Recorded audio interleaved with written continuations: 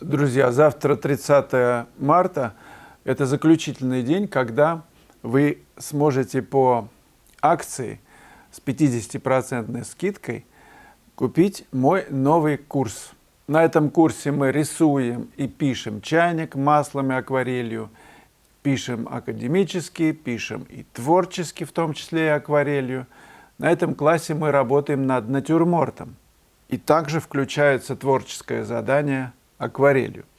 Я оставлю после этого видео ссылку на прямой эфир, который прошел 3 дня назад. Вы сможете его посмотреть и принять решение. На нем я подробно рассказываю о том, из чего состоит этот курс. Там 11 уроков. Задания очень интересные. Существует 2 пакета с обратной связью, без обратной связи. Выбирайте. Несколько вопросов. Маэстро Игнатьев Олег. Вячеслав, я благодаря вашим живым картинам начал опять на этюды ходить после долгого перерыва. Сердечно вас благодарю. Ну, какая приятная новость, Олег. Вы не единственный, кто присылает подобные мне сообщения, письма. Я очень тронут, что мои рассказы, разговоры, ну и показы работ как-то способствуют тому, что энергия начинает бурлить, и вы с увлечением начинаете работать. Это очень хорошая новость. Все дело в том, что только работая с натуры, ты обретаешь этот вкус. И когда ты вкусил вот этот аромат этого вина настоящего, ты не сможешь писать червивку, ну, с экрана монитора или, я не знаю, с фотографией. Не сможешь. Тебе будет чего-то не хватать цвета, живого человека, если это работа над портретом. Цвета, я не знаю, натюрморта, пейзажа, вот реального цвета. Джулия Булатова. Слава, я все-таки не очень понимаю, зачем нужен точный, точнейший, конструктивный рисунок, если не будешь делать фотореализм. Почему это важно и для импрессионистической манеры? Вы знаете, даже такие художники, как Николай Фешин, часто упоминаемый, ну и другие, естественно, ошибаются в рисунке. Вы можете посмотреть и легко это увидеть, но когда ты много работ смотришь, ты видишь недочеты. Рука короткая, кисть не на месте, длинное бедро, ну и так далее. Я даже не буду показывать эти работы, потому что мне не очень удобно, но они есть, ошибки эти. Так вот, чтобы их не было, нужно воспитать глаз на точности рисунка. Конечно, мы все прощаем гению эти недочеты, но куда лучше было бы, если бы их не было. Такой жанр, картина, она состоит в первую очередь из рисунка, из точного рисунка. Если он не точный, ну, минус балл, короче говоря. Лучше будет 5 с плюсом. Просто постараться отодвинуть работу. Ну, ты же видишь, что ошибся. Хуже, когда ты не видишь. Вот для этого и нужен точный рисунок. Себя нужно воспитать, чтобы ты видел свои ошибки. У меня большое количество случаев, когда я, общаясь с коллегами, ну, что-то там пытался донести, что есть ошибки. И это всегда очень сложно сделать, потому что все ж маэстро, ну, как бы не очень удобно. Ну, поэтому я так всем прощаю, себе не прощаю.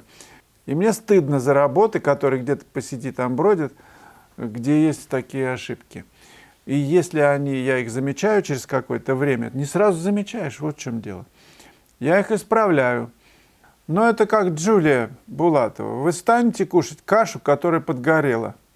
Вот все вроде бы съедобно, но запах такой, что мама дорогая. Стар, еще чего-то. Эти ж светодиодные с холодным светом сажают зрение. Ну, может быть. Или у вас какие-то другие с нейтральным светом. Ну, я имеется в виду светильники, которые вот у меня над мольбертом. Глаза не слезятся. Ну, не знаю, да ничего, я вместе с естественным светом их запускаю. Вечером стараюсь так не очень работать. Действительно, не очень приятно, я согласен с вами. При естественном освещении в академии, например, только вот так пишут. Ну, большие окна в Репинском зале, студии, где сейчас Юрий Калюта работает со студентами. Ну, высокие. Но я больше там нигде не был, кроме этой студии. Пишут только при естественном освещении. Юзернейм просто. Холст не натянут, горизонт завален, а так все нормально, все хорошо. Ну, холст не натянут, потому что влажность. Покупной холст, я его взял в Валбересе, в Петербурге, поставил, и он уже загрунтованный, кстати, водоэмульсионкой, очень приятно работает. Ну да, влажность, вот так он, бум-бум-бум. Что делать? Нужно героически преодолевать трудности, когда такое случается. Горизонт завален, да? Ну, приходите на выставку, скоро будет моя персональная выставка в городе Лобня, Ленина, 16, 5 числа апреля в 18 часов открытие. Ну и там поговорим о горизонте, который завален. Я как раз эту работу покажу. Света М. Картины как когда расфокусированным взглядом на что-то смотришь. Я называю этот прием размытый фокус глаза. И использую в рисовании, когда надо набросать цвета объекта. Очень помогает определить и цвета, и тон. Но то, что Коровин не вдается в детали, и его работы реально выглядят как наброски и незавершенные картины, тоже правда. Ну да, он так это стиль. Мы на его картинах в колледже учились смешивать цвета и распознавать их, стараясь передать форму мазками. Для художников Коровин гений цвета. Но и людей, которые говорят «мазня», я понимаю. Все же хочется завершенности. Увидеть происходящее на картине, а не размытый образ. Это неплохо, как художественный прием, но никогда так пишут всю картину. А почему, кстати, Света М? Вы же написали Света М. Даже никакой М просто. Может быть, там какой-то еще какие-то буквы есть после М. Но вы же сократили до буквы М. Считаете, что это нормально, вот она недоконченная? Вот буква М, она ни о чем не говорит, ни о какой фамилии, просто М. Но это же может быть как ник. А почему у Коровин-то не может быть вот такие вот мазки, которые, ну, как полуфабрикат такой, еще не очень для всех съедобно, но слюнки уже текут. Но вы понимаете, в чем дело? Я сталкивался с людьми, причем очень часто. Я помню такой случай, мне очень там, было больно, физически больно, там, такая травма была. Я упал на спину, корчась от боли, а в это время человек, парень, видимо, он просто недостаточно чувствительный. Он мне все время что-то втирал, в уши вливал, рассказывал. Я смотрел на него просто у меня вот искры из глаз, больно. А он рассказывает, он даже не понимает, что происходит. Запомнился такой случай. Или вот тут на улице, например, в поселочке, я в деревне живу, под Москвой, ходят соседи, и если они, например, меня встречают, они сразу выливают все, что мне... Почему? Я ни о чем не спрашиваю. Они могут выливать это, пока я не уйду. Я, слава богу, научился как-то так по-дзеновски управлять этим процессом и раньше времени заканчивать такие изливания. Или просто сторониться тех людей, которые говорят много. Но ведь в живописи это же сплошь и рядом, когда художники говорят много на картине. Они трындят и трындят. В каждом уголке они этой кисточкой сидят по 3 года и трындят на каждую травинку. Это ж с ума сойти. Зачем? И опять же я понимаю, в их конструкции мира такая работа является завершенной. В моей конструкции мира мне достаточно намека. Он меня больше сводит с ума, чем эта завершенность. Почему, не знаю. Хорошо, допустим, вы любите суп, я не знаю, в котором плавают давайте посочиняем, помидорчики, какая-то лапхихка, один человек говорил, не лапшичка, а лапхихка, еще какие-то овощи, в общем, много чего плавает. Это одна история. Ты берешь, зачерпываешь ложечку, и в каждом вот этом порционе в ложке присутствуют какие-то разновкусия. От одного овоща, от другого, какие-то там, понимаете, да? А есть блендер, и просто вот, я не знаю, микс такой. Это же другая история, где вкусы все смешаны, получился какой-то один, вот такой один из всех. Абсолютно законченная история. Блендер, суп, он тоже имеет право. И есть великолепные супы. Но это просто разный подход.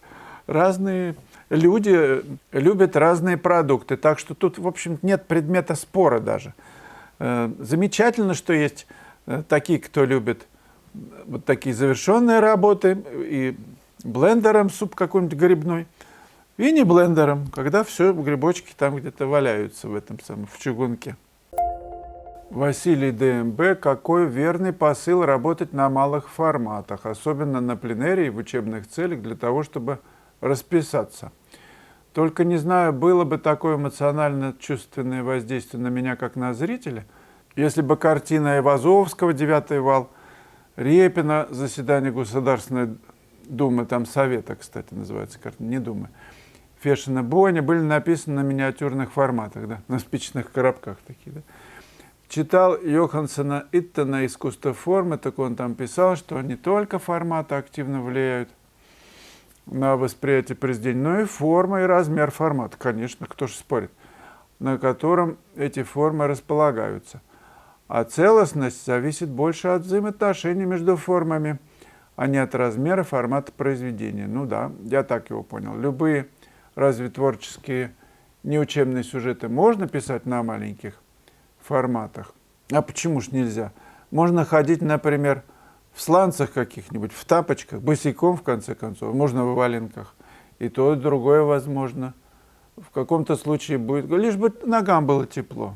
Конечно, формат имеет значение. Разве можно себе представить, мы пришли всей нашей палатой, госпиталем, в кинотеатр, да, и вместо широкого формата там на спичечном, вот так на телевизоре показывают, да, с лупой для всего огромного зала.